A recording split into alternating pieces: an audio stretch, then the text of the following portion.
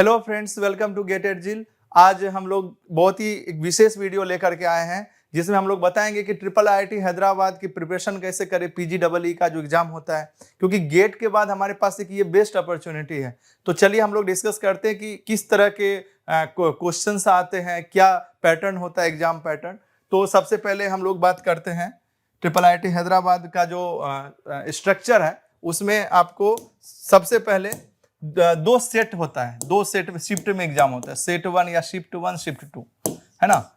कहने का मतलब क्या है कि जैसे अपन गेट का एग्जाम देते थे तो उस टाइम क्या होता था कि टेक्निकल सब्जेक्ट और जनरल एप्टीट्यूड दोनों में स्विच कर सकते थे, पर यहाँ पे ऐसा नहीं होता है। यहाँ पे एप्टीट्यूड जनरल एप्टीट्यूड का बहुत इंपॉर्टेंट रोल है और 90 मिनट का पेपर होता है जिसमें जनरल एप्टीट्यूड के क्वेश्चन होते हैं। पर वो जनरल एप्टीट्यूड में क्या क्या होते हैं वो भी हम लोग अभी चर्चा करेंगे। दूसरा जो शिफ्ट होता है उसमें मतलब एक ही शिफ्ट है 90 मिनट का, मतलब 3 आवर्स का, लेकिन इसमें होता है क्या, दो पार्ट होता है। पहले आपका एप्टीट्यूड सेक्शन हो जाएगा और उसके बाद टेक्निकल सेक्शन आएगा।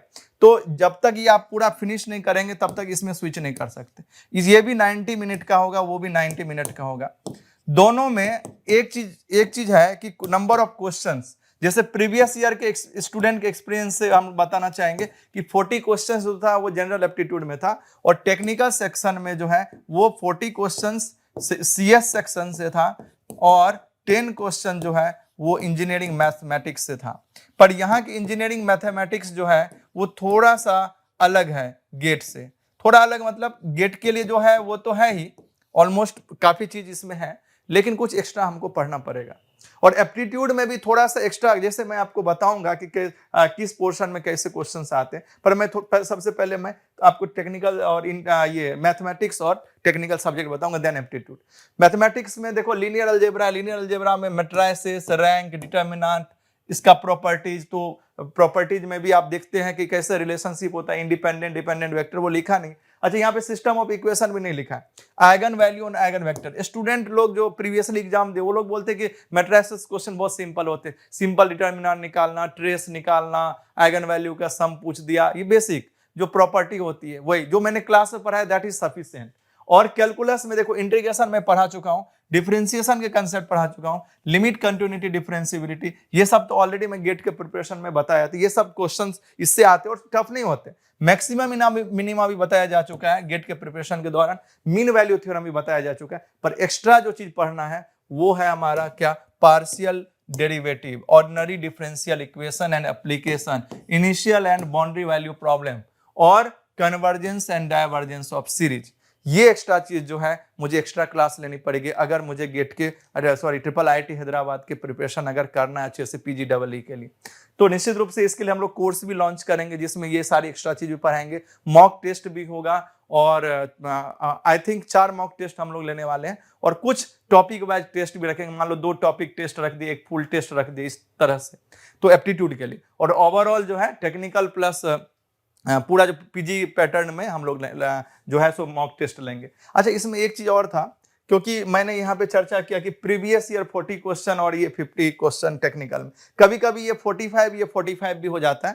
पर अभी और थोड़ा बहुत तो चेंज कर ही देते हैं वो लोग, है ना, पैटर्न भी चेंज कर सकते हैं। नंबर ऑफ क्वेश्चन कोई उन्होंने फिक्स नहीं रखे, टाइम लिमिट फिक्स रखे। पर हाँ, बच्चों का जो एक्सपीरियंस है उसके अकॉर्डिंग बोल रहा हूँ। हाँ, 10 क्वेश्चन जो है आप इस तरह से समझ सकते हो, जैसे 50 है मार्क्स का है तो 80% टेक्निकल होगा और 20% इंजीनियरिंग मैथ्स होगा। और यहाँ पे तो पहला में ऑलमोस्ट पूरा जो है वो जनरल एप्टीट्यूड ही होगा। इस एप्टीट्यूड में भी क्या क्या चीज पे फोकस किया जाएगा, तो यहाँ लिखा भी है, the general aptitude paper will emphasise on basic aptitude. Basic aptitude में आपका टाइम एंड वर्क आ सकता है, टाइम स्पीड डिस्टेंस आ सकता है, number system, profit percentage, profit and loss percentage और कंपाउंड इंटरेस्ट से भी क्वेश्चन आया हुआ है। डेटा इंटरप्रिटेशन बहुत ही इंपॉर्टेंट है, मेंसुरेशन बहुत ही ज्यादा इंपॉर्टेंट है ना, इस सबसे क्वेश्चन आते हैं। और इसमें प्रोबेबिलिटी भी क्वेश्चन आते हैं, पीएनसी और प्रोबेबिलिटी के भी क्वेश्चंस इसमें आते हैं। और ऐसा नहीं 1 2 4 5 भी क्वेश्चन आ जाते हैं। और एप्टी सेक्शन में सबसे मेन है कॉम्प्रिहेंसिव की पैराग्राफ, एक पैराग्राफ दिया, 5 क्वेश्चन पूछा, 1 2 3 4 5, फिर से दूसरा पैराग्राफ दिया, फिर से 5 क्वेश्चन पूछा। तो उस पैराग्राफ को अच्छे से रीड करना, ऐसा नहीं कि देखा तुरंत आंसर आएगा, अच्छे से समझ करके आपको आंसर लगाना होगा। तो 10 क्वेश्चंस जो है वो तो इंग्लिश पोर्शन में यही से आता है कि कंप्रिहेंशन रीडिंग, यानी कि पैराग्राफ को रीड करके उसके बेसिस पे क्वेश्चन सॉल्व करना, ये आता है। उसके अलावा डेटा इंटरप्रिटेशन से क्वेश्चन आता है, मेंसुरेशन ज्योमेट्री से क्वेश्चन आता है, प्रोबेबिलिटी से क्वेश्चन आता है। अच्छा, लॉजिकल एप्टीट्यूड में भी जैसे कि ब्लड रिलेशन है, डायरेक्शन सेंस टेस्ट है, पजल बेस्ड टेस्ट है, जैसे कि कई सारे कंपनी, जैसे मिंत्रा कंपनी का जो प्लेसमेंट जो होता है इंटरव्यू से में जो पजल्स पूछा जाता है, उस सबसे भी डायरेक्ट क्वेश्चन आया हुआ था। तो कुछ कंपनी के भी, तो अगर आपको पजल की प्रैक्टिस कर लेंगे तो वो आपके लिए अच्छा हो जाएगा, है ना। वो पजल भी अच्छे होते हैं, मतलब अगर प्रैक्टिस अच्छा है तो वहां पे बनेंगे, है ना। वो मैं आपको बताऊंगा कैसे, क्या एक्स्ट्रा पढ़ना है, पर मैं बता रहा हूं कि इस तरह से। और सीरीज नेक्स्ट टर्म क्या होगा, कोडिंग डिकोडिंग के क्वेश्चन आ सकते हैं, ये सब है। उसके बाद ये बोल रहे लॉजिकल रीजनिंग, जिसके बारे में मैंने चर्चा किया, और basic questions on computer and mathematics. Computer science और मैथमेटिक्स से जो कनेक्टिविटी है, जैसे मान लो नंबर सिस्टम से क्वेश्चन आ गया। नंबर सिस्टम में 2 तरह के नंबर सिस्टम है, एक तो जो एप्टीट्यूड में अपन पढ़ते हैं, और दूसरा जो जैसे कि मान लो बाइनरी है, हेक्साडेसिमल है, इसके बेसिस पे भी क्वेश्चन आ सकता है। तो आया हुआ है। तो कहने का मतलब है कि ये कंप्यूटर और मैथमेटिक्स से रिलेटेड भी ये जनरल एप्टीट्यूड के अंदर ही आएगा। मतलब पूरा ना आपका माइंड का पूरा टेस्टिंग होगा यहाँ पे, कि आप कितना सोच पा रहे हो, कितना डिसीजन ले पा रहे हो। दूसरा, क्वेश्चन सारे करना जरूरी नहीं, कुछ क्वेश्चन हमें छोड़ना ही पड़ता है, टाइम लिमिटेशन रहता है 90 मिनट ही। तो हमको जो क्वेश्चन जल्दी बनने वाला उसको पहले करना, तो उसकी भी प्रैक्टिस करनी पड़ेगी। तो और भी बहुत सारी चीजें हैं, तो मैं जब आपका इसका अलग से एक्स्ट्रा क्लासेस लूंगा, उसमें हम डिटेल में जो टॉपिक एक्स्ट्रा है उसको हम रिकवर करेंगे, ठीक है। तो हम लोग इसके बाद टेक्निकल सेक्शन पे आते हैं। टेक्निकल सेक्शन पे, और टेक्निकल सेक्शन में जो है वो 3 टॉपिक नहीं है जो गेट में है, वो है टॉक, कंपाइलर, और ये 3 टॉपिक सब्जेक्ट नहीं पढ़ना है, और COA कंप्यूटर ऑर्गेनाइजेशन आर्किटेक्चर, या CSO भी कई लोग बोलते हैं। ये 3 सब्जेक्ट नहीं पढ़ना है।